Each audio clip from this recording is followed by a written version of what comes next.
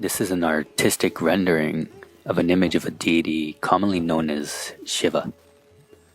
In this form, however, it's known as Mrityunjaya.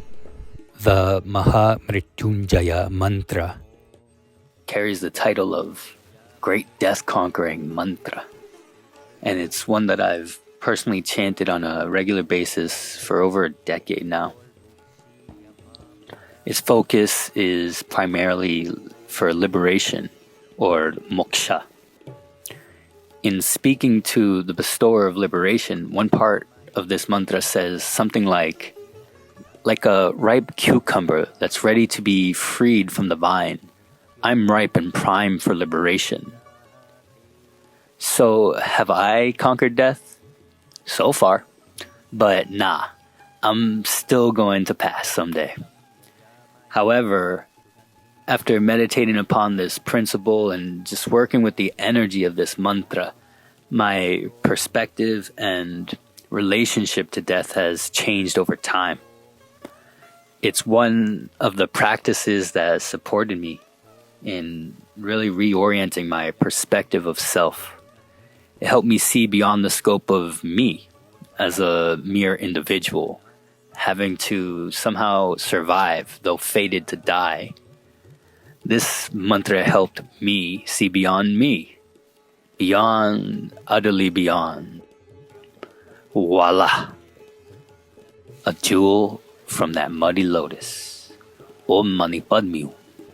An awareness that sees one pointedly through great compassion to love and share gems of wisdom intended to reduce the suffering and ignorance of others for generations to come, to upkeep the responsibility and awareness of higher truths in this cyclic existence, to keep the fire alive for mankind through exemplary, though not perfect, livelihoods whose patterns can be attested, to be in harmony and service to the wild laws of nature and the supreme soul of man which transcends and embodies time and place. The conveying of existentially tough but freeing insights to the next generation of wisdom keepers, those wielders of truth, love, and life, is not an easy task. If one's not rooted in self-inquiry practices, the burdens can just become too taxing to one's bioenergetic systems. You know, their intellect, emotions, nervous system. And of course, all this while trying to survive as individuals.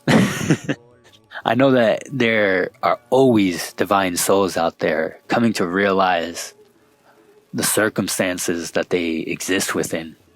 And that's at all times throughout history. So, you know, if you anticipate or consider yourself to be one of those precious souls, a practice such as this mantra and inquiries which consider the nature of impermanence, they will serve you immediately and even more so down the line.